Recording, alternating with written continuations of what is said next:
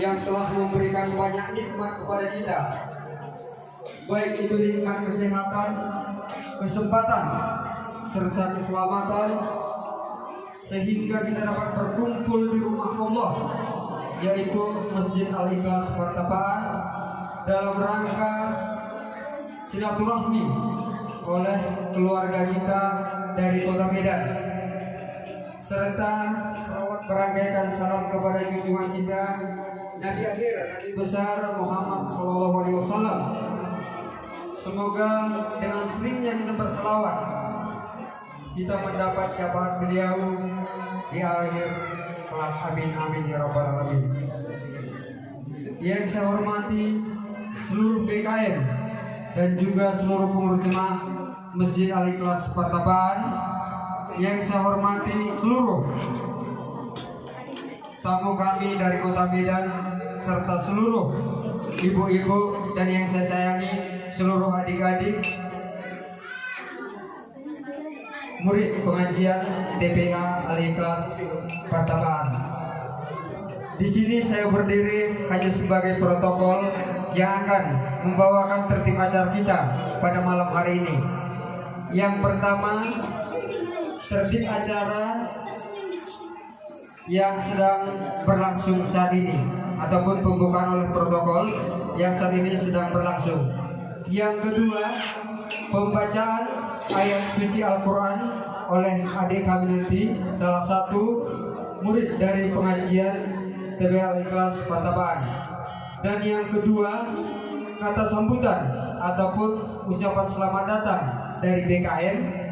Dan yang ketiga, kata sambutan ataupun sekaligus perkenalan diri dari tamu kita dari Kota Medan.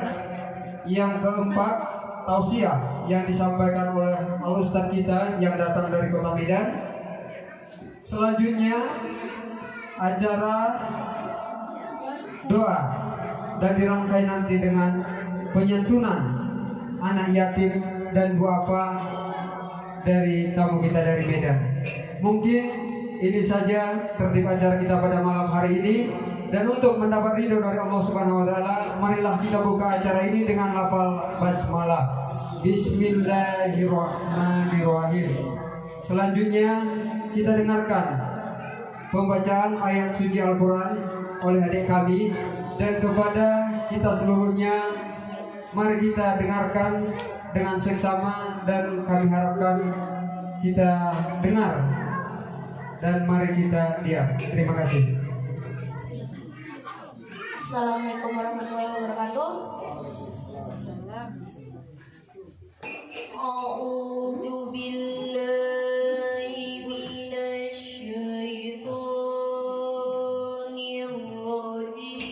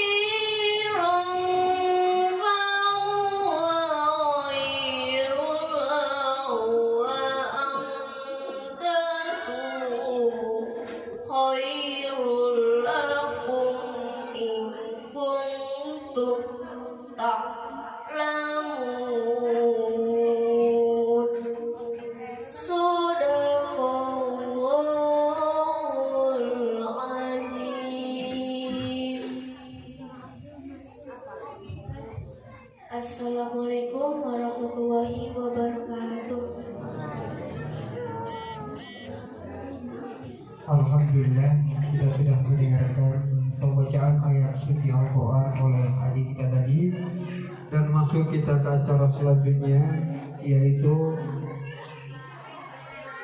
kata sambutan ataupun ucapan selamat datang dari BKM.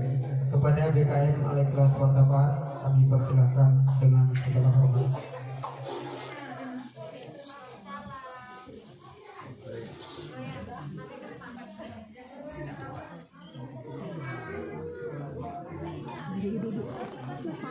Kesana. Sudah jam belum lagi.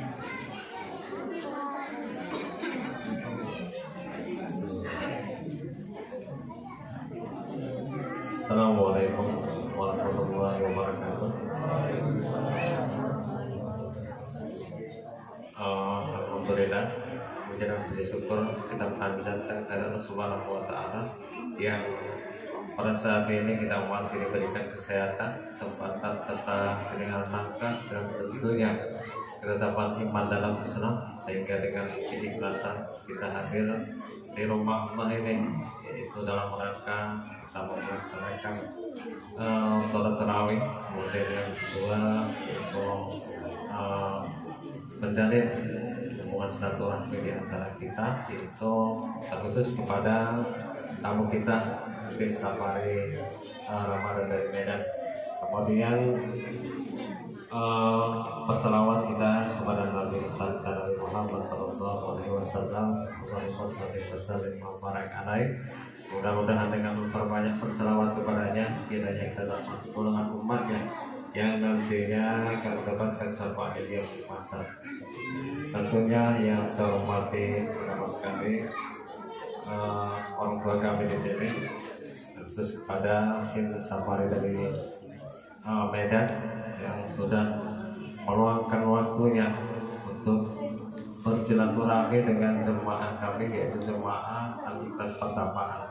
Tentunya pertemuan ini membawa berkah bagi kami, yang mana berkah itu gak cuma rasa persaudaraan, tetapi berkah itu juga diturunkannya hujan. Karena di sini kayaknya hujan agak jarang gitu. Jadi kehadiran Bapak ini menurut saya bawa berkah buat kami.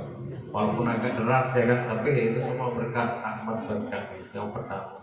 Kemudian yang kedua, kami merasa bersyukur juga dengan kehadiran tim safari Ramadan di sini. Setidaknya kita bisa saling mengenal, ya karena kehadiran dari tim safari dari Medan ini menjadi atau memberikan motivasi kepada kami agar kiranya yang jauh dari Medan aja mau sholat tarawih di sini, ya kan?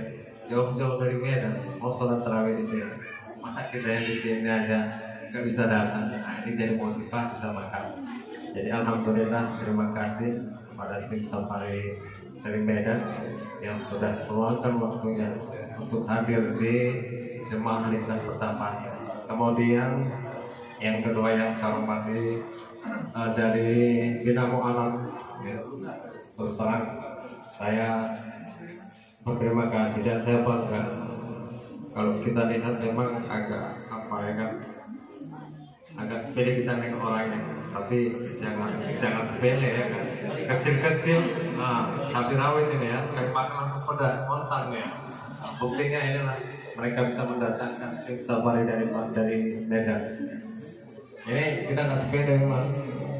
Kalau lewat ya tahu kita siapa ini. Padahal isinya ini kita nggak tahu, ya kan. Jadi mudah-mudahan doa kami dari jemaah Al-Ikhlas Pertapaan, karena memang jasanya terkhusus kepada masjid kami ini sangat besar. Dulu waktu pertama pembangunan masjid ini, beliau salah satu motorik ya, penghubung antara donatur yang ada di kecamatan di Kabupaten Deli sudah pertama. Artinya ikut jalan sana, ikut jalan sini aja itu sudah mau jadi semangat buat kami. Makanya bisa terbentuk seperti ini. Itu bukan jasa beliau. Makanya saya bilang tadi, walaupun kecil, tapi jadi mudah-mudahan berkat doa kita jemaah semua kepada yang hadir terutama di sini agar lebih bersemangat, karena apapun ceritanya pasti kita ini merupakan amal dari orang agar kita bisa memakmurkannya. Kemudian yang saya hormati Bapak Ibu, orang tua kami jemaah yang hadir pada kesempatan ini. Alhamdulillah malam ini sepertinya agak meriah ya dibandingkan malam-malam sebelumnya. Saya nggak tahu ternyata gara-gara malam ini malam nuzul Quran kalau nggak salah ya, jadi agak meriah. Biasanya agak seperti itu. Jadi alhamdulillah kehadiran kita semua di sini juga memberi semangat, suasana yang baru buat kita. Kesannya agak meriah. Dan perlu saya sampaikan juga bahwasanya jemaah kita ini sebelum lanjut ya, saya perkenalkan dulu jemaah kita ini itu 30 kakak jumlahnya, dan itu tersebar di kecamatan Parpuluan ini, tersebar di kecamatan Parpuluan. Dan misi kita itu adalah mengajak ya, jemaah atau orang Muslim atau orang Islam yang mereka kebetulan pendatang yang berada di kebun orang ya, kemudian kita ajak, kita rangkul supaya bergabung dengan kita, tentunya untuk kebaikan agar akidah keyakinan itu tetap bisa bertahan, karena memang kita berada di lokasi minoritas. Jadi berkat doa kita bersama, alhamdulillah sampai sekarang untuk jemaah lintas ini masih tetap solid dan masih ada rasa persaudaraan, dan itu tetap kami pertahankan. Mudah-mudahan kedepannya lebih maju lagi, terutama dalam hal sumber daya manusia. Kalau masalah pembangunan masih, saya rasa semua orang tuh tahu masih banyak kekurangannya kan gitu. Cuman kita nggak bisa nyebutkan satu persatu. Tapi kalau rencana program itu sudah pasti ada, karena setiap tahunnya itu pertumbuhan jemaah kita juga bertambah ya. Nah, jadi otomatis kita juga perlu ada perkembangan seperti yang kita lihat tadi. Udah selesaikan di sini ya kan, kemudian datang lagi hujan, mau sholat jadi terkendala gara-gara situasinya seperti itu. Nah ini jadi buat pertimbangan buat kami agar kedepannya ibadah itu bisa dilaksanakan dengan baik. Dan sebetulnya ini perlu saya sampaikan di altar, selamat datang, biasanya selamat datang duluan disebutkan, tapi di malam belakang dengan tidak masalah. Yang penting penyambutan kami di sini ya, tentunya kami mohon maaf karena memang sebelumnya tidak seperti ini gitu ya. Semalam kami waktu datang ke safari Ramadan persiapannya sangat mantap Pak ya, kita siapkan tenda sampai 3 ya, tapi suasananya tidak semeriah ini. Jadi ini di luar dugaan. Jadi alhamdulillah, itu makanya saya bilang tadi, tim safari Ramadan dari Medan itu membawa berkah buat kami ya, setidaknya memeriahkan jemaah kita ini. Alhamdulillah, terima kasih Pak kepada Bapak yang sudah meringankan langkahnya. Semoga Allah selalu memudahkan segala urusan dan selalu dalam keadaan sehat, karena saya yakin kalau kita sehat, apapun yang kita inginkan mudah-mudahan Allah Subhanahu wa Ta'ala memperkenankan. Dan sudah cukup panjang lebar yang mungkin saya sampaikan. Intinya kiranya silaturahmi tetap terjalin dengan baik, dan apa yang menjadi misi dan visi daripada tim Safari dan Medan kiranya berjalan lancar.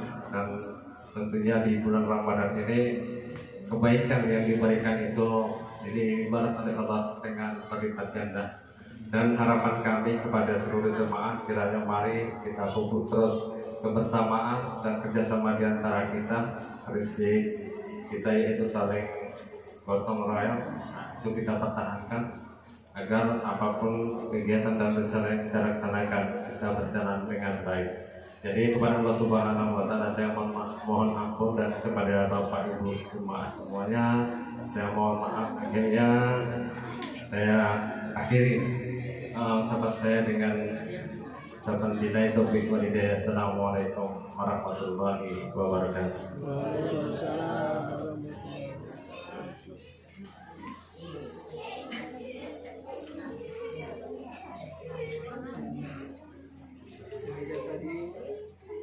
Demikian tadi sudah kita dengarkan sepatah dua patah kata dari PKM, dan selanjutnya acara keempat yaitu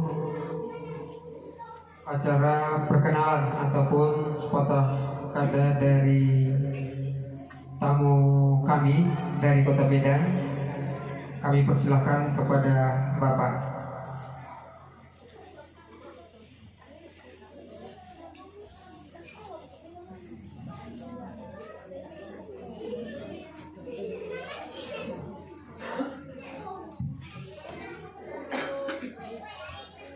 Assalamualaikum warahmatullahi wabarakatuh.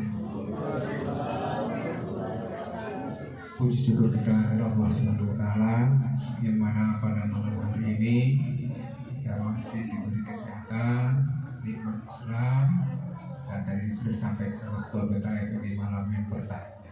Coba ya.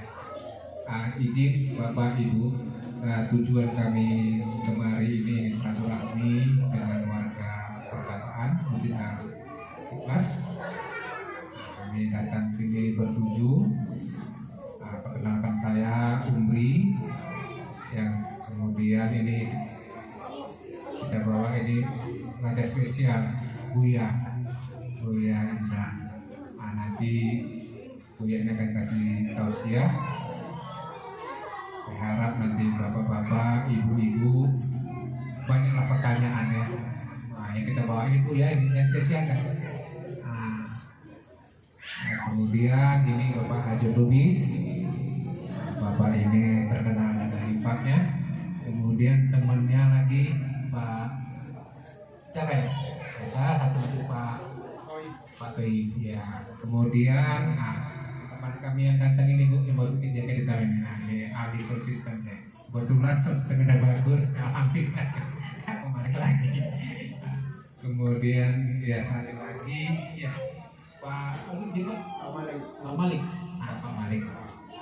Jadi karena kami bertujuh ini kemarin silaturahmi, kemudian ingin menyampaikan juga pesan-pesan dari teman, yaitu untuk anak yatim dan duafa. Izin Bapak Ibu, jika kedatangan kami tidak pada tempatnya juga, kami mohon maaf. Jadi karena besok juga sudah hari sudah larut malam, sehingga banyak-banyak kita ya. Biar nanti langsung aja kita masuk pada intinya biasa pada ya. Itu aja yang saya sampaikan. Assalamualaikum warahmatullahi wabarakatuh.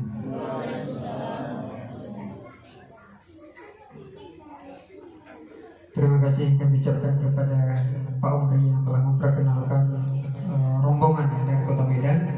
Masuk kita ke acara inti, yaitu acara selanjutnya. Mari kita mendengarkan tausiah yang akan disampaikan oleh Buya Indra, dan intinya mari kita dengarkan ceramah ini dan kita bawa ke rumah kita masing-masing. Itu pada intinya. Oke, terima kasih kepada Buya Indra, kami persilakan.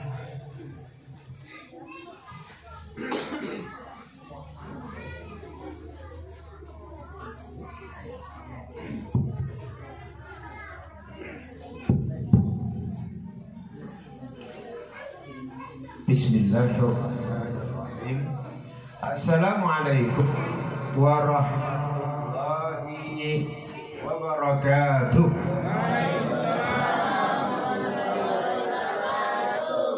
Alhamdulillahil barri rauful jawad allazi jalat ni'amuhu 'anil ihsya'i bil 'adad al-mani bil lutfi wal irsyad الهادي إلى سبيل الرشد الموافق لتفقه في الدين للعباد أشهد أن لا إله إلا الله وحده لا شريك له وأشهد أن محمدا عبده ورسوله لا نبي بعده أما بعد فقال الله تعالى في القرآن الكريم أعوذ بالله من الشيطان الرجيم بسم الله الرحمن الرحيم بلى من أسلم وجهه لله وهو محسن فله أجره عند ربه ولا خوف عليهم عليهم ولا خوف عليهم ولا هم يحزنون. Sadaqallah. Firman Allah di dalam surah Al-Baqarah, surah nomor 2 ayat 112, yang artinya adalah barang siapa yang dirinya Islam, menyerahkan diri kepada aturan Allah, dan dia senantiasa beramal soleh, maka akan dibalas pahala di sisi Tuhannya.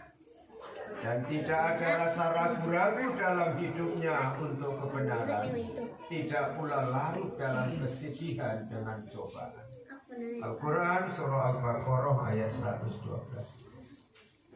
Alhamdulillah wa syukurillah, Bapak Ibu sekalian, orang tuaku yang tergabung dalam struktur kepengurusan BKM Al-Ikhlas Penataan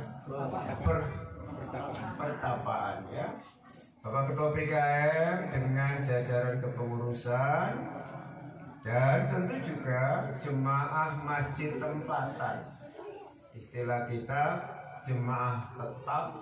Ini adalah sekelompok orang yang pahalanya double dibandingkan tidak gabung dalam komunitas tersebut. Double dalam berbagai bentuk amalan.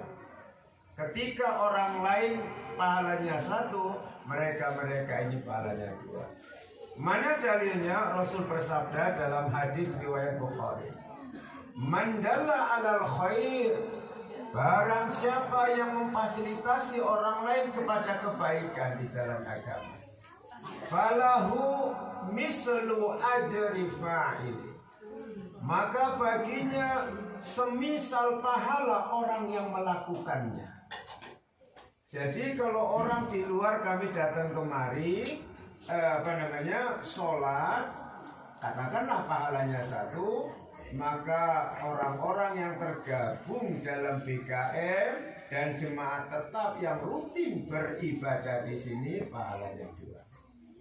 Itu janji Rasul dalam hadis yang baru dibacakan tadi. Jadi istiqomalah, berteguh hati untuk mempelopori kebaikan-kebaikan, karena Allah melalui lisannya Rasul diberi pahala double dibandingkan orang yang datang dengan orang yang memfasilitasi orang lain datang untuk berbuat amal kebaikan di rumah Allah.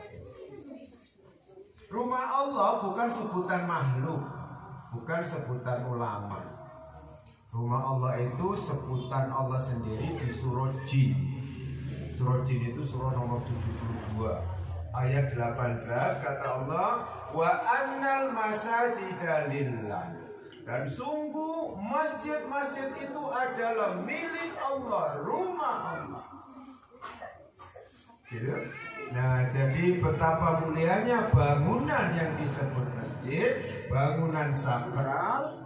Tapi jangan dipahami rumah Allah berarti Allah berhuni di sini, enggak gitu memahaminya, ya.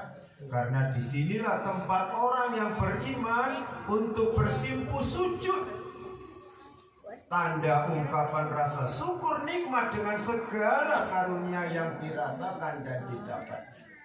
Jadi syukur nikmat itu bukan cuma sekedar alhamdulillah wa syukurillah, bukan sekedar itu. Anak-anak TK cucu kita juga pintar kalau syukur nikmat hanya sebatas ucapan. Memang ucapan kalimat-kalimat thayyibah membuahkan pahala. Mana dalilnya? Buka nanti surah Qaf ayat 18. Ma yalfizu min qawlin illa ladaihi raqibun atid. Tidaklah apa yang dilafazkan berupa perkataan dari seseorang, melainkan di sisinya ada 2 malaikat raqibun atid. Raqib tugasnya mengawasi apa ucapan seseorang, atid tugasnya mencatat. Ucapannya baik dijadikan pahala, ucapannya buruk dijadikan dosa. Surah Qaf ayat 18. Apapun ucapan kalimat thayyibah, bahkan termasuk mengucapkan insya Allah, La haula wala quwata illa billah. Termasuk mengucapkan na'udzubillah. Termasuk masya Allah, kalimat-kalimat thayyibah membuahkan pahala. Gitu. Baik, itu pengantar. Saya masuk ke tema inti. Saya akan coba mengasah nalar berpikir untuk memahami fenomena kehidupan yang paling sederhana. Oh, sederhana, iya. Berangkat dari surah dan ayat pertama yang Allah sampaikan kepada Rasulullah melalui Jibril di Gua Hira. Ya, surah itu dikenal dengan surah Al-Alaq, segumpal darah. Kenapa ini menjadi penting? Kita harus benar-benar cerdas dan jangan gagal paham menangkap pesan surah yang pertama turun. Ini pasti punya anugerah yang terbesar tanpa menafikan dan merendahkan kualitas dan muatan-muatan surah-surah yang lain. Tapi ini mengusik pikiran apa dibalik pesan penting di surah yang pertama turun. Kalau kita renungkan di surah Al-Alaq itu yang pertama adalah Bismillahirrahmanirrahim, Iqra. Iqra itu fi'il amar, kata kerja perintah, asalnya dari qara'a yaqra'u menjadi Iqra. Ya semua artinya membaca. Tapi kalau Iqra itu karena dia masuk golongan kata kerja perintah, bacalah jadi gitu. Nah, kalau qara'a membaca, yaqra'u membaca. Qara'a bacanya masa lalu, yaqra'u membacanya sedang terjadi dan akan datang. Iqra ya perintah, seruan gitu. Nah, apa dibalik pesan Iqra? Bacalah. Nah, Allah ingin menanamkan pesan penting bahwa manusia ciptaannya ini kalau tidak diberikan motivasi dan stimulus untuk menggunakan daya nalar berpikir dalam memahami segala bentuk fenomena kehidupan, maka manusia, akan derajatnya jatuh lebih hina dari hewan. Malam makhluk itu yang diciptakan Gusti Allah cuma 5. Ada malaikat goib nggak nampak, ada jin goib nggak nampak, ada manusia lah kita ini, ada kemudian binatang dengan segala bentuk variasi dan ukurannya. Kalau kita perhatikan binatang, binatang, siapapun engkau, apapun jenis spesiesmu, kau punya kuping, aku juga. Aku punya hidung, kau juga. Kau punya mata, aku juga. Aku punya alat berjalan atau mengambil sesuatu, kedua tangan dan kedua kakiku. Sayangnya sebagian besar engkau binatang, kakimu juga engkau pakai menjadi, tanganmu juga engkau pakai menjadi kakiku. Aku tak punya ekor sebagaimana engkau. Secara umum, organ-organ yang melekat pada tubuhku sebagian besar ada pada tubuhku. Sayang engkau tidak dikaruniakan kemampuan nalar berpikir untuk memahami fenomena kehidupan.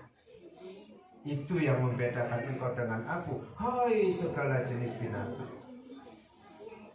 Nah, maka mereka yang tidak memberdayakan kemampuan nalarnya, Allah katakan seperti binatang. Dalilnya mana? Di surah Al-A'raf ayat 178. Walaqad jara'na li jahannama katsiran minal jinni wal ins. Sungguh kebanyakan yang masuk neraka nanti golongan jin dan manusia. Lahum qulubun la yafqahuna biha. Mereka dikasih hati alias akal, tapi mereka tidak terpanggil memahami pengetahuan melalui Quran. Tafsirnya kayak gitu. Kalau cuma ngandalkan ilmu nahwu sorof, ilmu alat yang lain, ilmu mantik, ilmu badi, ilmu ma'ani, nggak cukup memahami pesan Quran.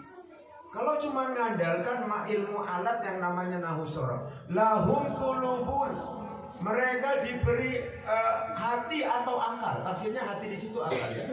La yafqahuna biha, mereka nggak paham dengan akalnya. Tapi begitu buka tafsir nanti sampai di rumah, tafsir apapun termasuk di Google, ada tafsir Jalalain, ada tafsir Ibnu Katsir, Tobari, ada Fahrur Razi, sama pengertiannya tafsirnya. Mereka diberi hati alias akal, tapi tidak terpanggil untuk memahami pengetahuan melalui Al-Quran. Kudu harus baca. Baca adalah jendela untuk menambah wawasan pengetahuan berpikir agar kita tahu apa di balik makna kehidupan ini. Sehingga terjawablah, aku ini di mana? Apa yang harus kupersiapkan? Karena aku mau menuju kemana di akhir hayat hidupku ini? Apakah setelah nyawaku terpisah meninggalkan tubuhku, urusan apa yang kulakukan dunia selesai begitu saja? Ataukah ada episode jilid kedua nanti setelah kematian aku dibangkitkan kembali? Semua itu ketemu jawabannya di Quran. Begitu pentingnya memahami makna hati alias akal diberi Allah untuk mau membaca Al-Quran, memahaminya, mengamalkannya. Baru lanjutan Al-A'raf 178 itu, lahum a'yun la yubshiruna biha, mereka dikasih penglihatan. Kalau makna lepasnya, tapi mereka nggak melihat dengan matanya. Mana tafsirnya, tapi mereka tidak mengamati betapa hebatnya ciptaan Allah di alam ini. Ya Allah, ku tatap langit, ada dua benda langit yang berpengaruh ke bumi. Hai matahari, hai bulan, engkau berputar silih berganti menjaga kenyamanan kami di bumi ini tanpa ada resiko benturan, kecuali ketika engkau berkehendak ya Allah menjelang saatnya kiamat, berbenturanlah itu antara bulan dengan langit. Siapa di balik kekuatan yang mengendalikan dua benda langit itu yang sangat bermanfaat dalam kehidupan manusia di muka bumi? Kau matahari, engkau keluarkan cahayamu yang begitu terang benderang. Engkau berikan sinarmu kepada seluruh tumbuh-tumbuhan. Kalau pernah belajar biologi, melalui sinar matahari,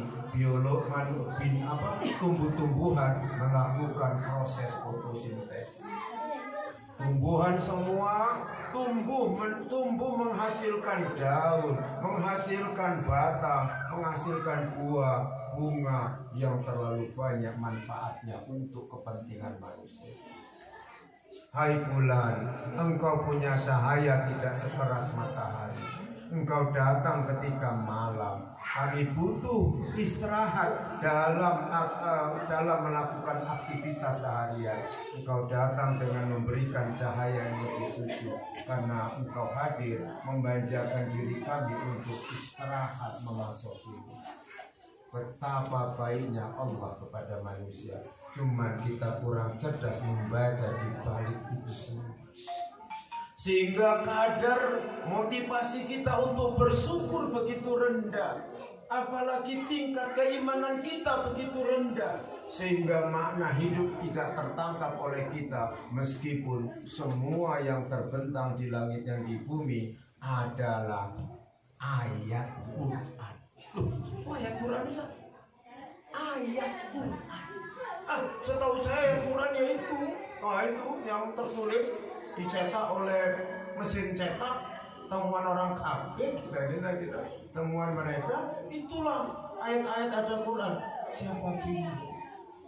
Ustaz kajiannya lain. Mana dalilnya? Buka surah Al-Jariyah ayat 20. Ustaz kok semua Quran? Ya, semua fenomena kehidupan dari sisi manapun kita melihatnya itu adalah isi Quran. Kita baca. Kalau ada yang membantu saya baca, nanti dipikir saya ngarang. Semua kita harus kagum dengan Quran. Boleh yang punya HP digital, ada menu Quran digital, monggo dibaca. Ya, bagi yang mau kepengen baca langsung tafsirnya itu juga ada, baca artinya aja. Ada yang bersedia? Supaya makin menguatkan keimanan bahwa semua fenomena kehidupan adalah isi Quran. Monggo, silakan dibaca ayatnya, dibuka surah Az-Zariyat, surah nomor 51, ayat 19. Artinya aja bang. Artinya aja. Saya katakan segala tanda-tanda yang hebat di langit dan di bumi itu adalah ayat Quran. Silakan baca Az-Zariyat surah nomor 51 ayat 19. Artinya aja.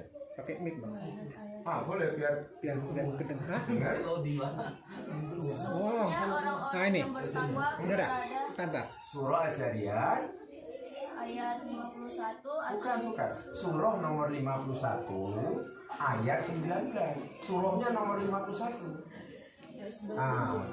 Surahnya nomor 51 Az-Zariyat namanya. Ayatnya 19. Surahnya yang nomor 51. Surat 51 ayat 19. Ayo, Nanda. dan pada harta benda mereka ada hak untuk orang miskin yang meminta dan orang miskin Itu ayat 19. Lanjutkan ayat 20-nya. Nanda. Ayat 20-nya. Lanjutan berikut. dan di bumi terdapat tanda-tanda kebesaran Allah bagi orang-orang yang yakin. Cukup. Wafil ardi, dan di bumi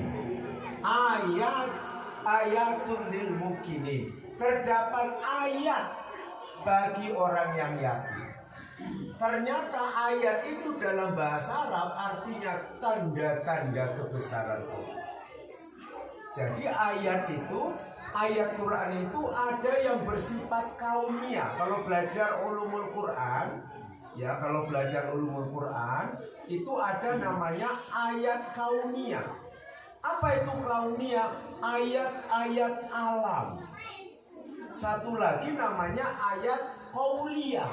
Apa itu qauliyah? Ayat-ayat perkataan. Itu yang tertulis dalam Al-Quran itu.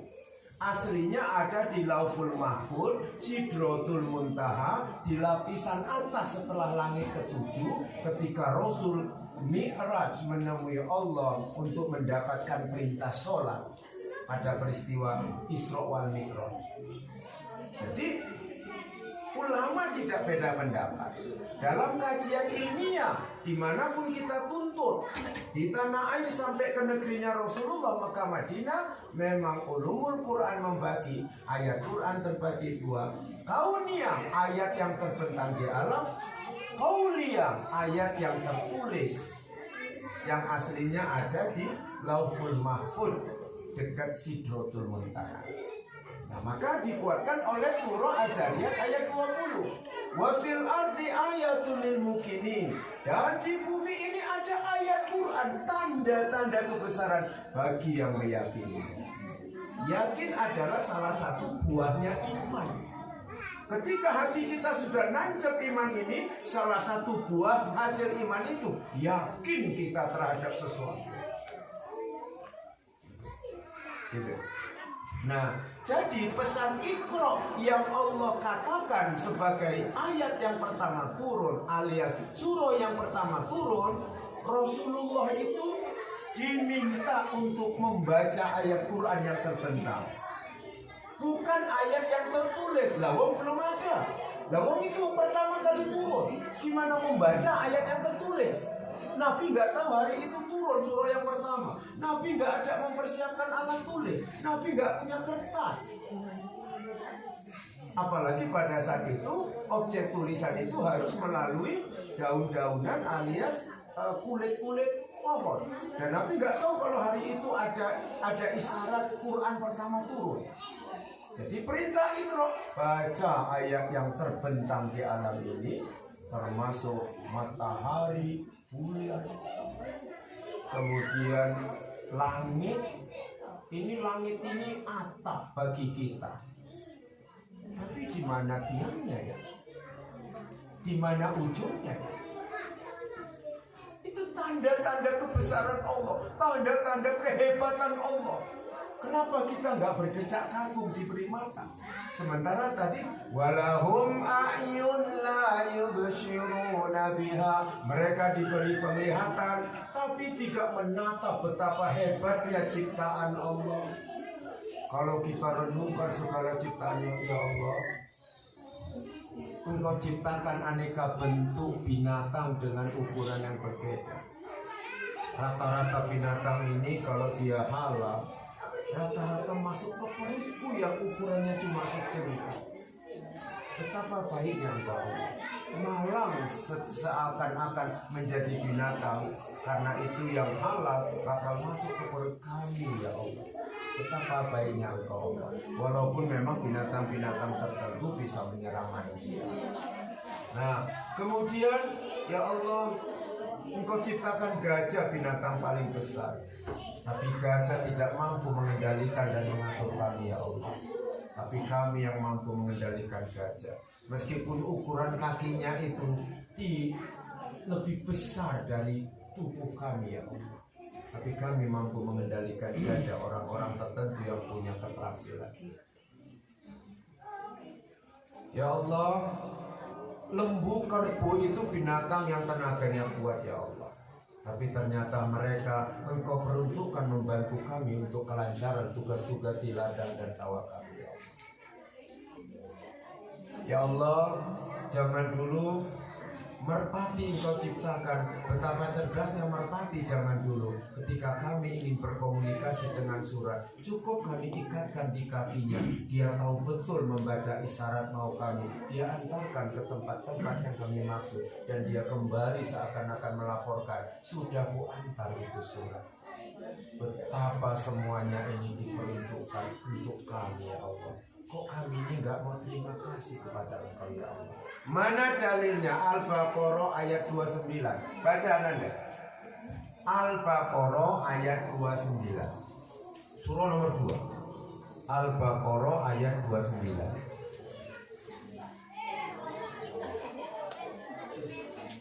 Dialah Allah yang menciptakan segala apa yang ada di bumi untukmu, kemudian Dia menuju ke langit. Lalu Dia menyempurnakannya menjadi 7 langit, dan Dia maha mengetahui segala sesuatu. Masya Allah. Wallazi khalaqa lakum ma fil ardi jami'a. Dialah Allah yang menciptakan apapun yang ada di bumi ini hanya untukmu, hai manusia. Betapa maha baiknya. Manusia derajatnya jauh lebih mulia dari malaikat. Manusia derajatnya jauh lebih mulia dari jin, apalagi binatang, apalagi tumbuhan yang tidak bisa bergerak. Itulah kenapa manusia diciptakan sebagai khalifah. Mana khalifah secara maknawi di kamus? Pengganti. Pengganti Tuhan dengan batas-batas sebagai makhluk, bukan sebagai khalifah. Mana tafsirnya? Khalifah itu adalah pemimpin. Pemimpin tidak harus formal menjadi pejabat di pemerintahan. Karena sesungguhnya kullukum ra'in wa kullukum mas'ulun ar-ra'iyati. Setiap dirimu adalah pemimpin, maka nanti akan dimintai pertanggungjawaban yang pertama di akhirat oleh Allah atas kebijakan engkau memimpin kepada orang yang engkau pilih. Ar-rijalu qawwamuna 'alan nisa. Ananda, An-Nisa 34. Surah nomor 4 ayat 34. Bahwa suami ini adalah pemimpin bagi istri anak-anaknya di keluarga. An-Nisa surah nomor 4 ayat 34 artinya Laki-laki atau suami pelindung bagi perempuan atau istri, karena Allah telah melebihkan sebagian mereka atau laki-laki atau sebagian yang lain atau perempuan. Dan cukup nah, udah dapat poin. Jelas? Abijah qawwamuna 'alan nisa. Suami atau pria adalah pelindung alias pemimpin bagi perempuan dan istrinya. Ternyata kata Rasul, setiap pemimpin nanti di pengadilan akhirat yang pertama ditanya, apa kebijakan engkau kepada istrimu dan anak-anak? Gitu. Nah, kembali kepada ayat-ayat alam. Ayat-ayat alam. Ya Allah, Engkau ciptakan tanaman, bunga-bunga. Tanaman banyak manfaat dengan buah dan daunnya masuk ke perut kami, ya Allah. Segala aneka bentuk buah dan aneka warnanya, dengan aneka rasanya, semuanya yang halal masuk ke perut kami, ya Allah. Ukuran sejengkal, hampir semua isi bumi hanya untuk menyenangkan perut kami ini, ya Allah. Kok kami nggak mau terima kasih dengan melaksanakan ibadah rutin kepadamu? Sudah. Aneka bunga, kaum wanita paling demen memandangi bunga dengan aneka warna dan bentuknya. Juga laki-laki senang memandangi bunga, asalkan jangan bunga desa. Nah, jadi secara umum bunga-bunga yang indah itu memang menyejukkan pandangan. Ya Allah, Engkau hadirkan bunga dengan aneka warna dan indahnya. Gak bisa kami makan bunga itu, ya Allah. Engkau hanya ingin memanjakan pandangan kami karena kami suka dengan keindahan-keindahan ini. Kurang baik apa, Allah? Kenapa itu gak terbaca oleh kita ayat-ayat Quran yang terbentang di bumi ini yang disebut dalam ulumul Quran ayat kauni, ayat-ayat Allah. Itulah pesan inti Iqra. Karena belum ada tulisan yang tertera dalam Quran, maka pesan Iqra itu adalah membaca ayat-ayat kehebatan ciptaan Allah untuk menguatkan keyakinan tidak sia-sia ini Engkau ciptakan, ada maksud dan tujuan Engkau, termasuk Engkau ciptakan kami.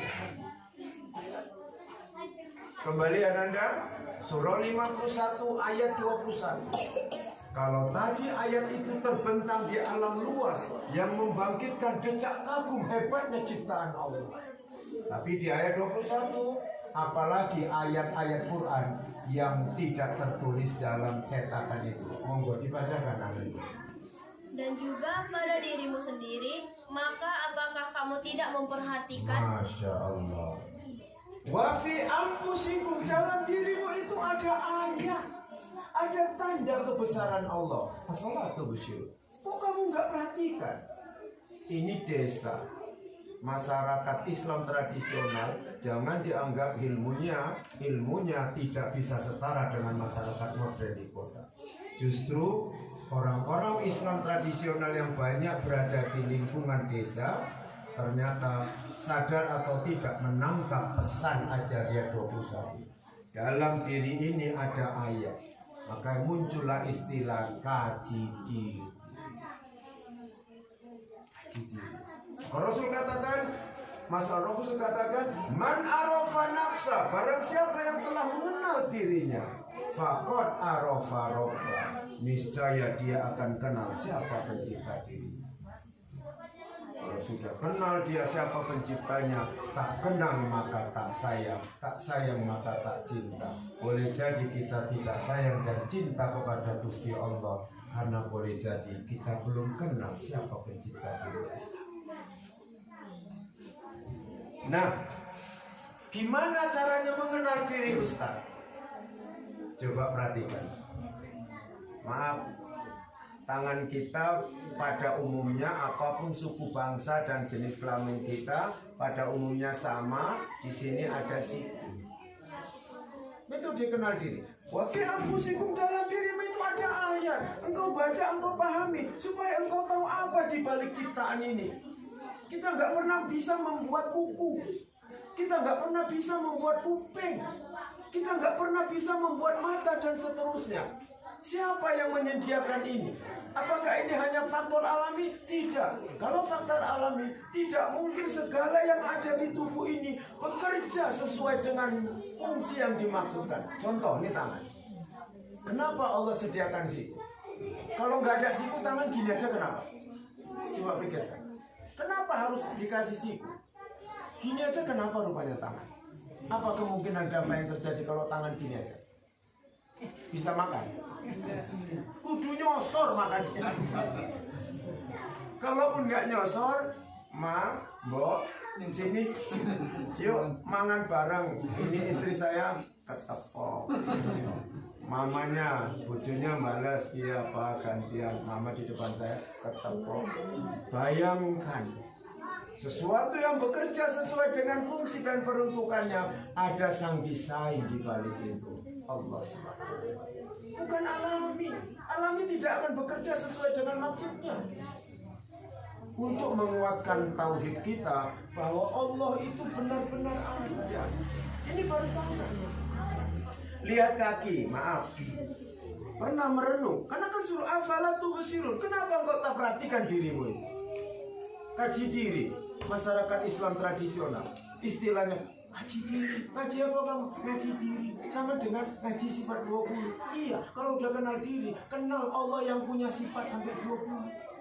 Kenapa depan harus lebih panjang daripada belakang?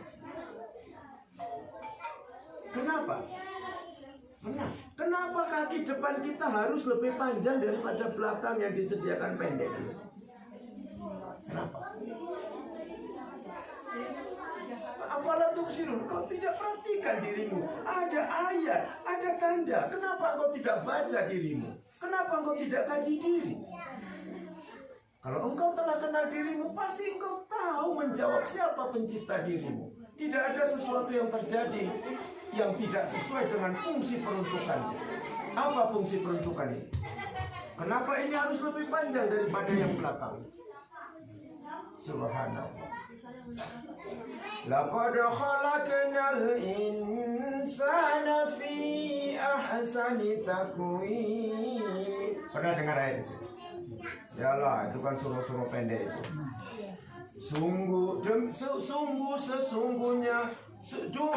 Sesungguhnya Allah ciptakan manusia dalam bentuk yang sempurna dan seimbang. Ini penyeimbang, Bu. Penyeimbang tubuh manusia. Kapan saatnya difungsikan? Ketika manusia ingin menyelamatkan diri dari gangguan alam. Pohon tumbang, tiang listrik tumbang, diganggu binatang buas, laki perempuan yang sehat dan normal diberikan Allah daya refleks. Maaf. Laki perempuan yang sehat dan normal untuk menyelamatkan dari gangguan alam, baik pohon tumbang, tiang listrik tumbang, apalagi serangan binatang buas, gerak refleks kita itu arahnya ke belakang, ke samping atau ke depan? Subhanallah. Maka Allah sediakan ke depan untuk lari menghindari ancaman alam. Maka Allah sediakan untuk menjaga keseimbangan tubuh dengan bagian kaki yang harus lebih panjang dibandingkan belakang. Gak ada manusia normal menghindari gangguan alam tiba-tiba refleksnya bekerja. Gak mungkin. Gimana mau lari kayak gitu? Ini udah tinggal lari, kan tipis ya. Nah begitulah Allah ciptakan, tubuhmu aku ciptakan untuk mengatur keseimbangan diri. Selesai. Pernah kita renung kenapa posisi mata, hidung, mulut, kuping ini ngumpul di sini? Kenapa ngumpul di sini? Kenapa hidung letaknya harus di atas mulut? Kalau hidung ditaruh di pipi, lucu lah Ustaz. Nah kalau sejak lahir semua hidung miliknya diletaknya di pipi, nggak dijangkau, bilang lucu. Semua hidungku sampai di pipi. Satu di sini, walaupun setelah berpikir lebih jauh, jelek juga ya, nggak imbang. Nah kalau di sini kan imbang hidung itu. Kenapa hidung ini harus letaknya di bawah mulut? Tapi suruh apalah tubsirun, kau tidak perhatikan susunan tubuhmu itu supaya engkau mengenal siapa di balik pencipta ini. Segala sesuatu yang bekerja sesuai dengan fungsi dan peruntukannya, logikanya ada sang desain di balik itu. Allah Subhanahu wa ta'ala. Saya hanya kepengen kajian pertama ini hanya untuk menguatkan keyakinan hati Allah itu ada. Bayangkan kenapa harus gini, maaf. Orang dalam keadaan lapar misalnya. Ya lapar nggak lapar sama aja lah, kepengen nyicipi pangan. Nah, enten pacitan, nah ajeng napa diunjuk niki gadang. Nah, kulo saking Jawi temanane kan saking Surabaya. Nah, jadi saya tengok tadi sih masyarakat Jawa. Ya, saya diam-diam aja. Banyak orang Jawa. Yang penting orang Islam lah, nggak Jawa, nggak mendiling, nggak taruh, nggak dairi, nggak papar. Kalau sudah diikat dengan akidah yang sama, ya keyakinannya kepada agama juga sama. Nggak tergantung dari mana, nggak tergantung sukunya apa. Nih, saya praktekin. Baik lapar maupun nggak pala lapar, kepengen cemilan. Begitu mau masuk ke mulut, kalau ini terasa baunya nggak enak, kalau ini terasa basi nggak jadi langsung, karena ada 2 teropong yang ada di atas. Kalau sempat ini hidung di belakang, mau makan aja kukunya di bawah.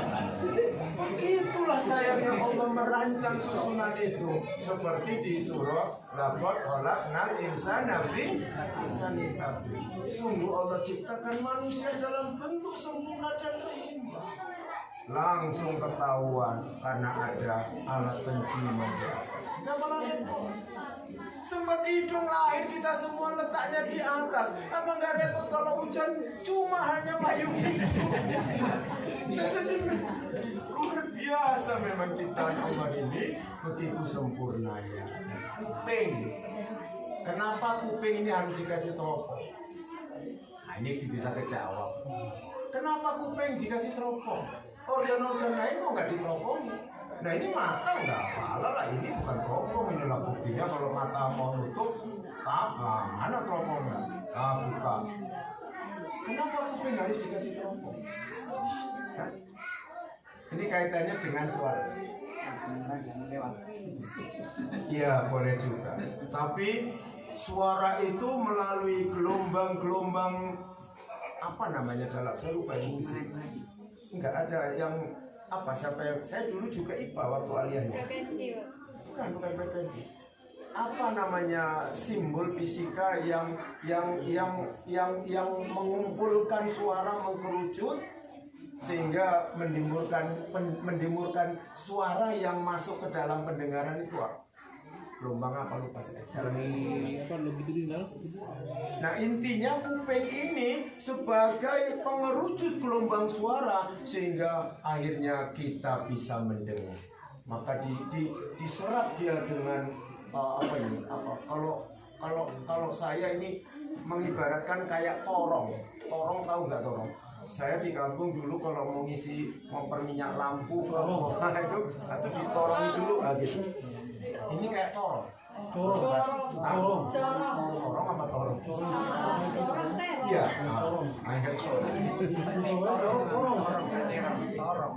Nah, semua yang kita renungkan itu semua bekerja sesuai dengan peruntukan. Selesai. Nah, baca ya. Jadi menerapkan isi-isi Quran itu membangun keyakinan kita tambah mantap dengan Tuhan kita. Ingat innal mubazirina qalu ikhwana syayatin. Quran bilang begitu. Sungguh mubazir itu adalah temannya setan. Jadi nggak boleh menyanyiakan makanan kira-kira gitu ya.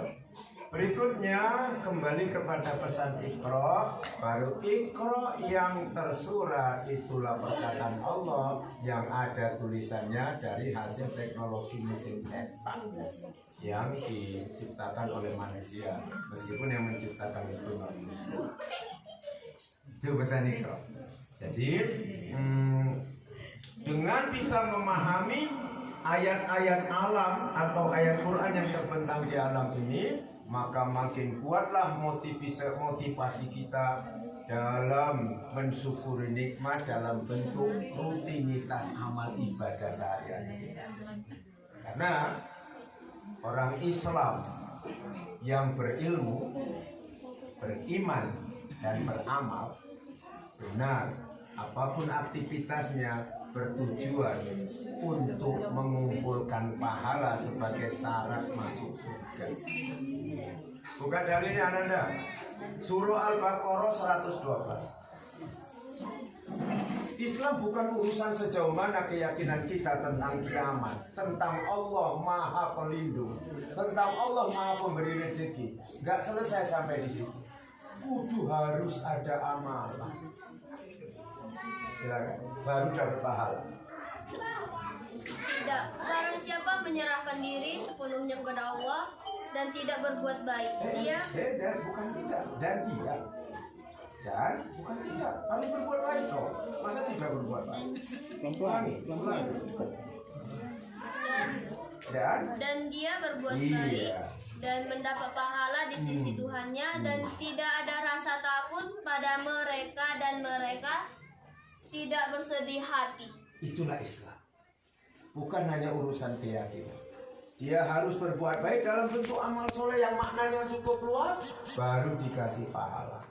Sedangkan syarat masuk surga, kudu timbangan pahala lebih berat. Surah pendek dalam surah Al-Qari'ah kayaknya banyak yang hafal. Apa itu? Wa amma man saqulat mawazinuhu fahuwa fi syadidil radiyah. Adapun orang yang timbangan pahalanya lebih berat, maka Allah ridho, dia hidup bahagia di surga.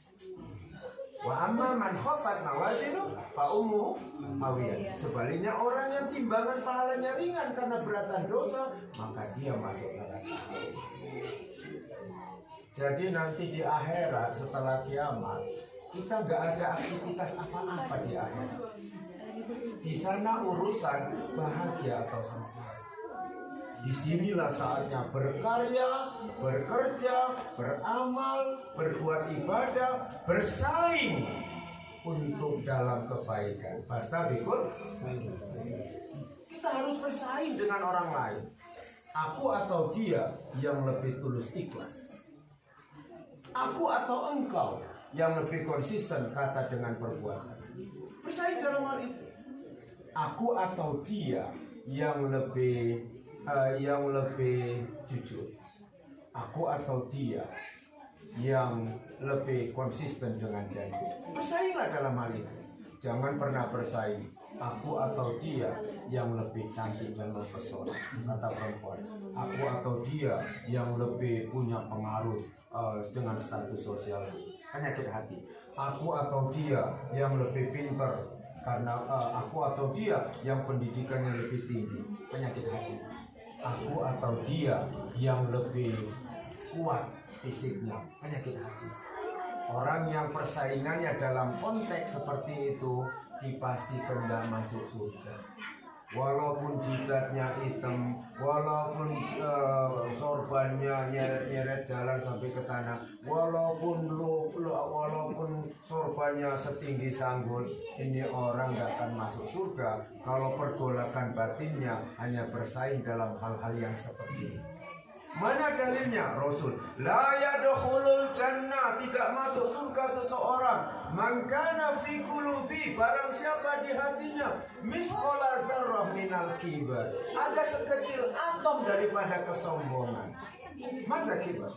Apa sombong? Ana khairu minkum.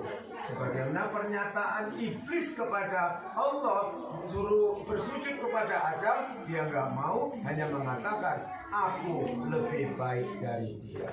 Ketika ada bisikan hati kita, diam-diam tanpa dilafaz pun, aku lebih baik dari dia, ini orang nggak jadi masuk surga. Nggak jadi masuk surga. Betapa Islam mengajarkan kerendahan hati. Meskipun kita tahu kita punya kelebihan, tetap jangan biarkan lintasan hati berbisik, aku lebih baik dari dia. Tidak jadi masuk surga. Nah, yang terakhir, kalau saya diajak ceramah, tahan saya. Nah,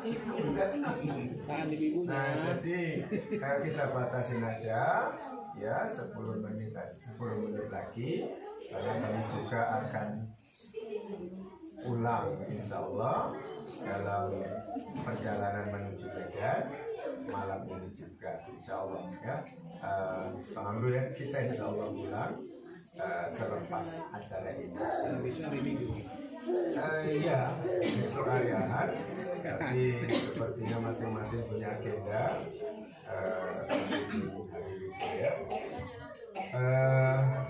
terus kembali kepada pesan Iqra, kita cukup satu ayat aja. Yang penting dia benar-benar menimbulkan rangsangan daya nalar untuk bisa banyak memahami fenomena kehidupan, sehingga kita tahu untuk bersyukur terima kasih kepada Allah dalam bentuk amalan-amalan rutinitas kita di hadapan Allah sebagai makhluk. Tadi saya katakan bersainganlah dalam hal-hal yang positif. Jangan pernah bersaing dalam hal-hal yang negatif, itu urusan penyakit hati. Ternyata bisikan manusia untuk bersaing dalam hal yang positif memang itu fitrah, hukum alam yang ada dalam hati manusia. Mana dalilnya? Buka surah Al-Mulk. Ini banyak yang hafal ini. Allazi khalaqal mauta wal hayata liyabluwakum ayyukum ahsanu amala. Tabarakallah ya. Ayat keduanya, Allazi, dialah Allah yang menciptakan adanya mati dan adanya hidup untuk menguji kamu siapa yang paling terbaik amal ibadahnya. Hidup ini bersaing untuk siapa yang paling terbaik tingkat amal ibadahnya. Seperti tadi, silakan bersaing. Aku atau dia yang lebih tulus. Aku atau dia yang lebih ikhlas. Aku atau dia yang lebih jujur. Bersainglah dalam hal itu. Jangan sebaliknya bersaing dalam yang jelek-jelek. Kita masuk surga karena ada unsur sombong di sini, merasa lebih dari orang. Masya Allah. Nah, jadi itulah pesan Iqra yang begitu dalam, sehingga organ tubuh yang menjadi alat agar manusia naik derajatnya, ternyata itu sudah dikasih sinyal ketika kita lahir dari rahim ibu. Terlalu banyak ayat yang membahas tentang pendengaran, penglihatan, akal. Pendengaran, penglihatan, akal. Rupanya sejak kita owek-owek dalam rahim ibu sudah ada sinyal kamu walaupun belum bekerja akalmu, organ tubuhmu lengkap kecuali yang cacat, mohon ampun pada Allah. Sudah aku kasih sinyal yang paling utama engkau berdayakan agar engkau menyadari makhluk yang kusayang, agar engkau masuk surga. Berdayakan pendengaran, penglihatan, akal. Pendengaran, penglihatan, akal. Mana dalilnya? Buka surah 16 ayat 78. Surah 16 ayat 78. An-Nahl. Ini lagi ya, 5 menit lagi. Surah 16 ayat 78. Dan Allah mengeluarkan kamu dari perut ibumu dalam keadaan tidak mengetahui sesuatu pun. Dan dia memberimu pendengaran, penglihatan, dan hati nurani agar kamu bersyukur. Masya Allah. Itulah hati nurani yang dimaksud, tafsirnya apa? Wallahu akhrajakum min butuni ummahatikum. Dan Allah lah yang mengeluarkan kamu dari perut-perut rahim ibumu. La ta'lamuna syai'an. Kau enggak tahu apa-apa meskipun lengkap kalau tidak ada. Tsumma ja'ala lakum, kemudian dijadikan buatmu sam'a, absar, afida. Pendengaran, penglihatan, hati nurani, tafsirnya akal. La'allakum tashkurun. Syukuri yang 3 itu. Kenapa? Kesimpulannya, kalau tidak engkau berdayakan pendengaranmu, penglihatanmu, akalmu, menggiring engkau masuk neraka. Ya Allah. Itu kesimpulan kajian kita. Kalau engkau tidak, tadi sudah saya uraikan, kasih hati nurani alias akal, terpanggillah engkau untuk menemukan jawaban itu di Quran. Kudu baca Quran, kudu memahami Quran. Begitu juga tadi dengan mata, sudah saya analogikan. Hebatnya ciptaan barang langit dan barang bumi. Telinga tadi belum saya jabarkan. Dengan telinga ini kita mendengar ayat-ayat Allah yang makin menguatkan keyakinan hati kita tentang hebatnya Allah, yang harus kita syukuri segala nikmat. Ternyata kesimpulannya, kalau ini tidak diberdayakan agar manusia derajatnya naik sebagai khalifah, maka itu pula penyebab orang masuk neraka. Kita tutup. Mana dalilnya? Surah Al-A'raf, surah nomor 7 ayat 178. Selesai.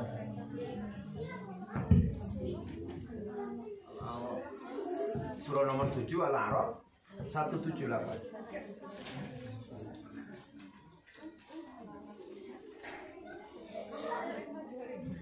Barang siapa Oh, di maaf nak. Bawahnya. 179. Bawahnya.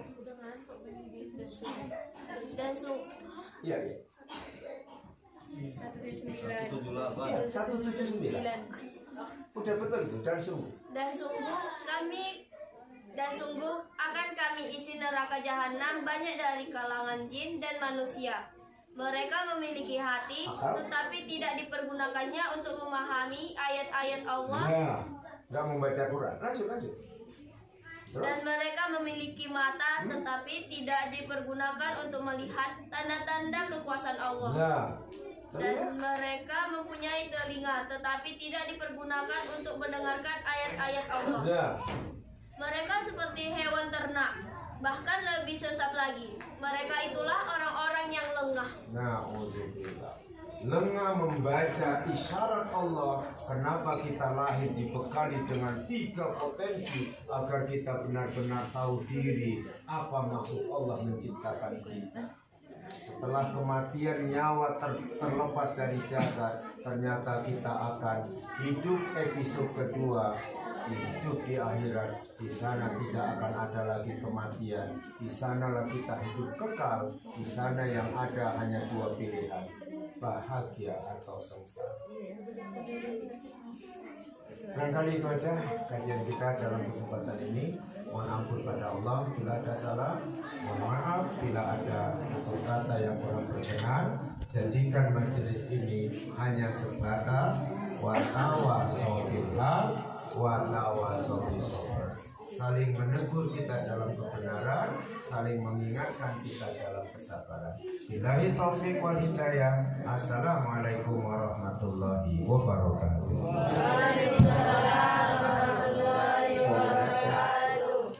Alhamdulillah, demikian sudah kita dengarkan tausiah ataupun ceramah yang disampaikan oleh Buya. Semoga apa yang disampaikan tadi dapat kita amalkan kepada diri kita pribadi dan dapat kita bawa ke tengah-tengah keluarga kita. Amin amin ya rabbal alamin. Selanjutnya, untuk mendapat berkah dan ridho dari Allah Subhanahu wa taala, marilah sama-sama kita mengangkat tangan kita memohon doa kepada Allah Subhanahu wa taala, dan kami mohon doa dibawakan oleh Buya. Kepada Buya kami persilakan. Paket lengkap ini. Paket lengkap. Iya, lengkap paket. Semua itu. Nanti panjang kali buat. Saya kadang-kadang bervisi hati sambil selorong. Ini bapak ini doanya panjang kali. Oh iya, sedang ngapal-ngapal doa. Aduh, guyonan aja ya. Na'udzubillahi minasyaitonir rajim. Bismillahirrahmanirrahim. Alhamdulillahi rabbil alamin. Wassalatu wassalamu ala asyrafil anbiya'i wal mursalin wa ala alihi wa sahbihi ajma'in. Allahumma salli ala sayyidina Muhammadin salatan tunjina biha min jami'il ahwali wal afat wa taqdi lana biha jami'al hajat wa tutahhiruna biha min jami'i sayyi'at wa tarfa'una biha indaka a'la ad-darajat wa tuballighuna biha aqsal ghayat min بجميع الخيرات في الحياة وبعد الممات إنك سميع قريب مجيب الدعوات ويا قاضي الحاجات يا مجيب السائلين اللهم أحيينا بالإيمان وأمتنا بالإيمان واحشرنا بالإيمان وثبتنا مع الإيمان وأخرجنا من الدنيا مع الإيمان وخدم لنا من الجن مع الإيمان اللهم افتح علينا فتوح العارفين بحكمتك وانشر علينا رحمتك وذكرنا ما نسينا يا ذا الجلال والإكرام ربنا اغفر لنا ولإخواننا الذين سبقونا بالإيمان ولا تجعل في قلوبنا غلا للذين آمنوا ربنا إنك رؤوف رحيم ربنا هب لنا من أزواجنا وذرياتنا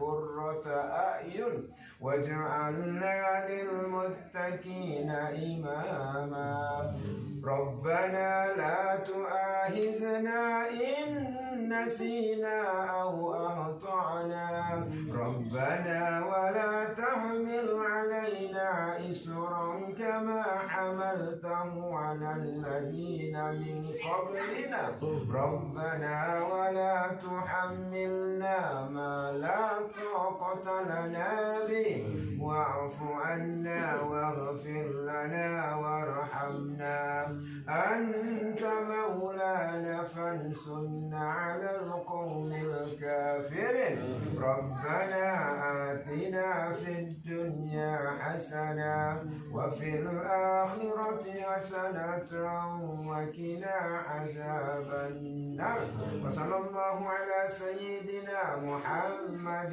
وعلى آله وصحبه وسلم والحمد لله رب العالمين تقبل الله منكم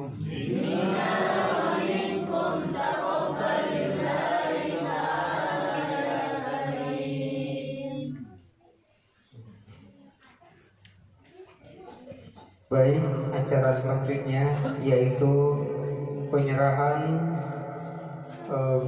bingkisan ataupun titipan dari keluarga kita dari Medan, yaitu kepada anak yatim dan duafa.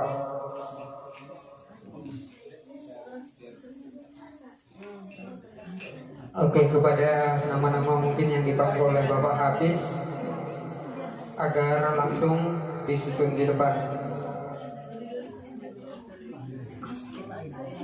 Untuk duafa, yang pertama Nenek Hafiz, kedua Nenek Marsa, Nenek Ida, Mak Cinta, Mak Abdi, Mak Kiki, Mak Siti, Mak Neng, Mak Ferry, Mak Tio, Mak Rara, Mak Rehan, Mak Revi, Mak Atta. Untuk anak yatim Ilham Tiur Sihide, Ira, dan Neng.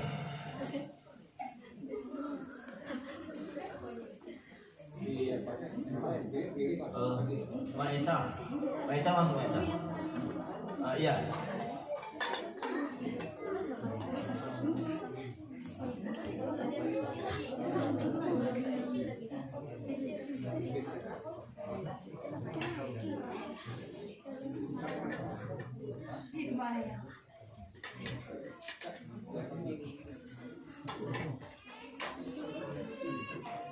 Kemudian dari Desa Lembara, Agnes Sitohang. Yang kedua Audia Naibaho. Kemudian Lili Sitohang, Senita Naibaho, Waiz Jahran Maha.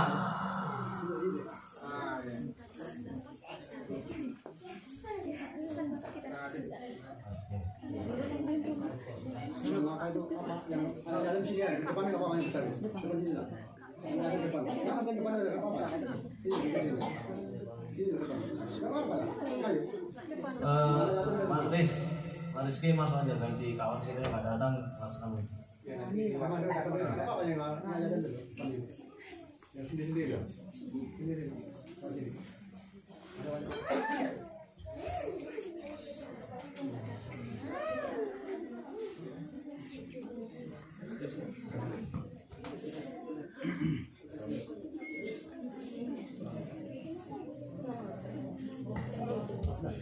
Assalamualaikum warahmatullahi wabarakatuh. Izin Ibu, Bapak, ini ada titipan dari saudara kita yang di Medan untuk saudara kita yang di sini. Memang ini jumlahnya tidak seberapa, tapi ingat kepedulian mereka. Jadi saya nanti bermohon doakanlah mereka, supaya mereka dimudahkan urusannya, dijauhkan dari penyakit dan apa menjadi niat dan tujuannya.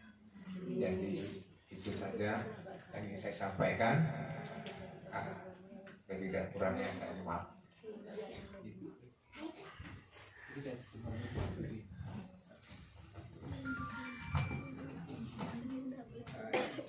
Mana gini? Yang mana terus ke belakang nggak cukup? Yang mana? Yang mana nih? Ya, dari sini. Yang mana? Ini dari sini. Begini aja Pak itu Pak. Kalau dari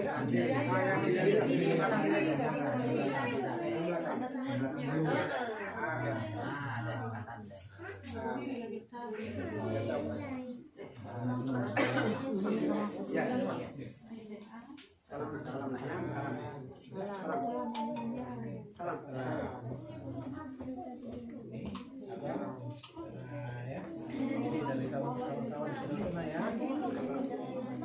Baikkan mereka ya. Ini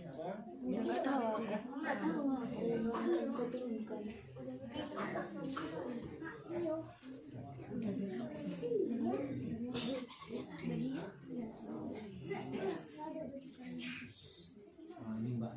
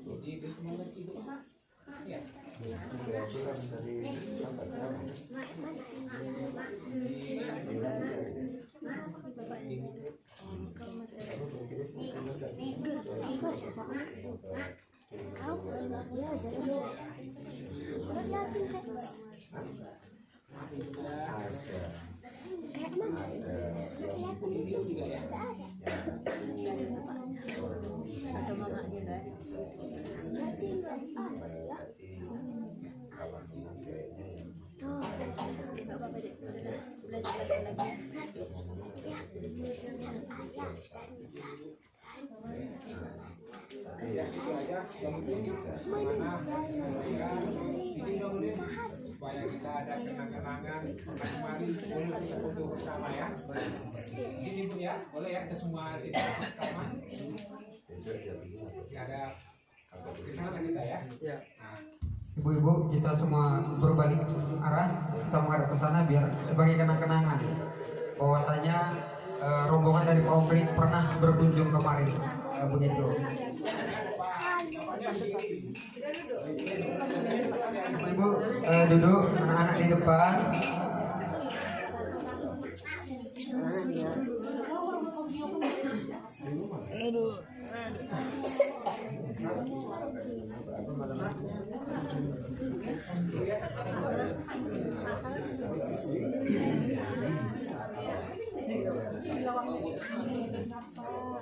Ayo ibu-ibu yang lain kok bisa ikut, ayo biar ramai.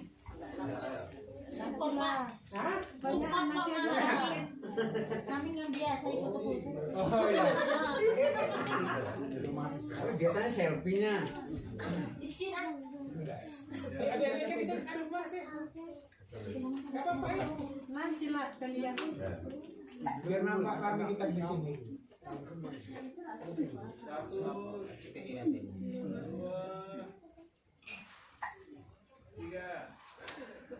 Lagi ya, 1, 2, 3. Oh, Bang Esa tukar tuh Pak.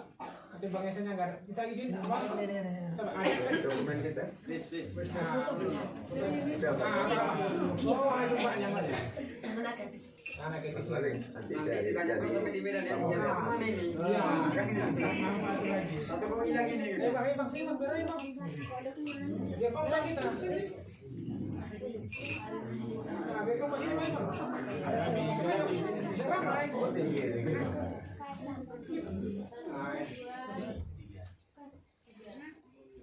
Sekali lagi saya lagi buat.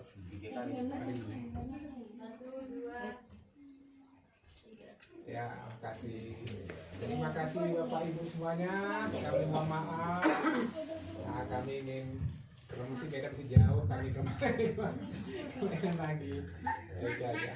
Jadi kalau ada tempat tempatnya kami mau masuk dulu ya. Mantap ke sini ya Pak.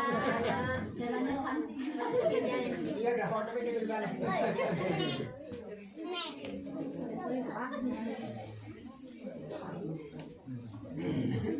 Oke, baik Bapak Ibu, kita kembali duduk karena kita tutup. Boleh. Nanti setelah acara ditutup baru kita salaman. Iya. Nanti setelah salaman ada yang langsung lari. Jadi belum kenalan sama bapak-bapak ini.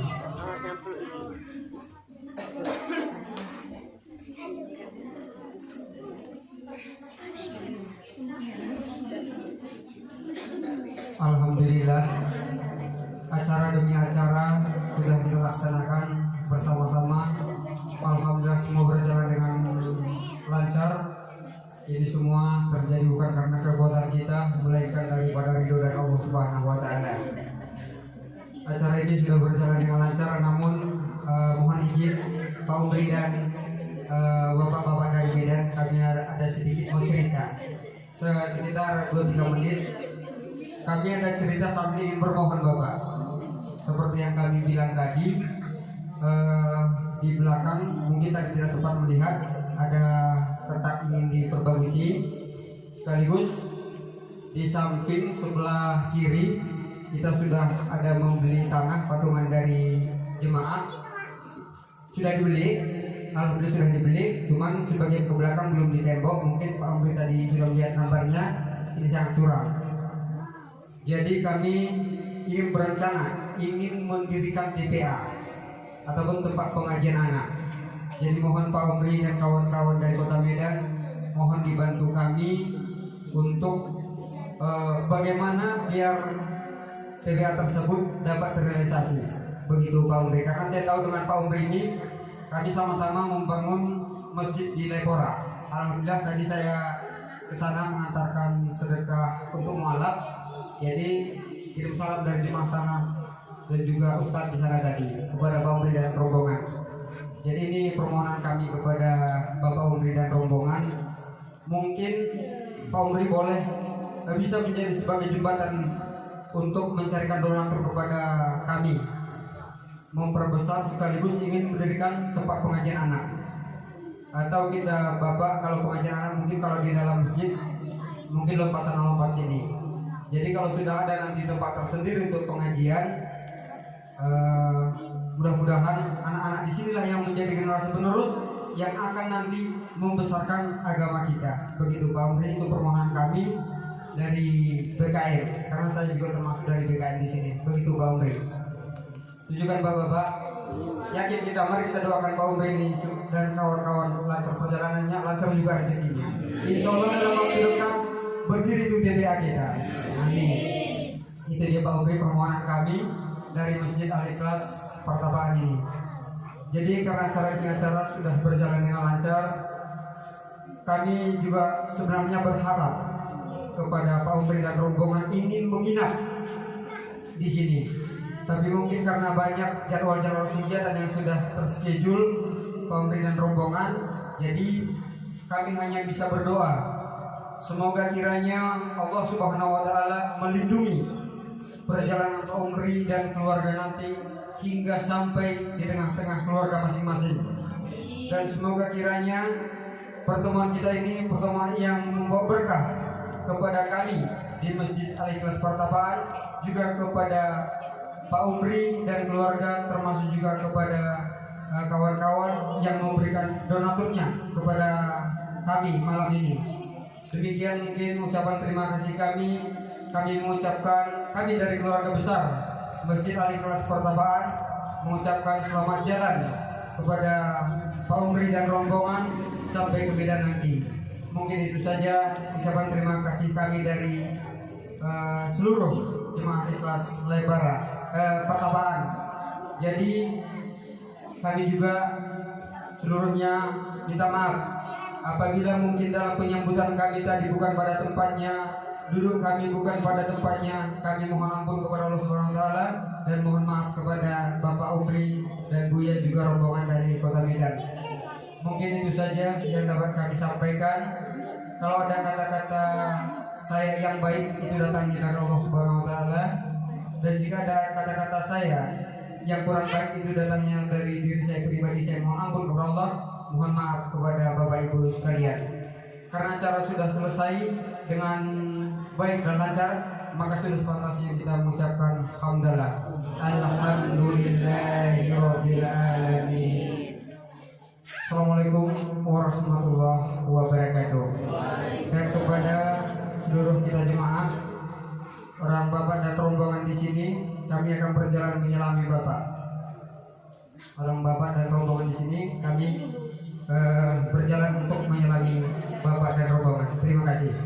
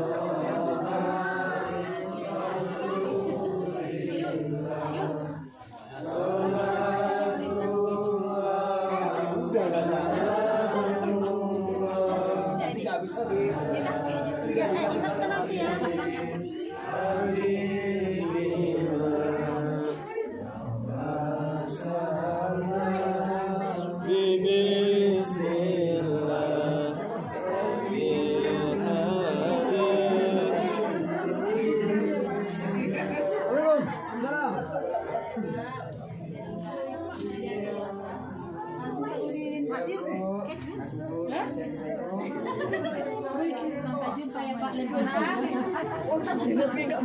Semoga jangan hujan-hujan lagi.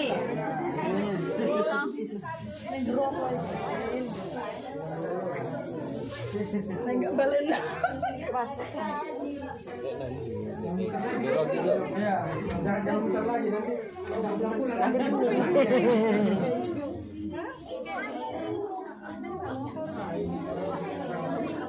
Ini nanti ketinggalan.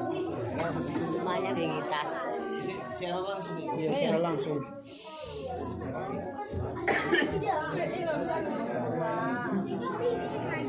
Siaran langsung. Iya. Ini sekolah nak.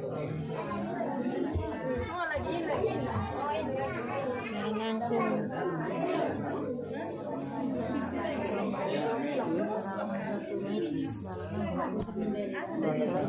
Iya.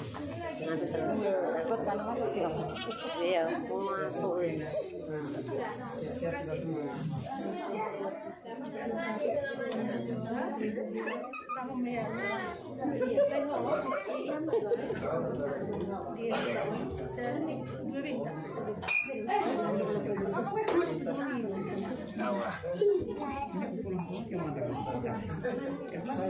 Saya bawa naik becak semua. Iya.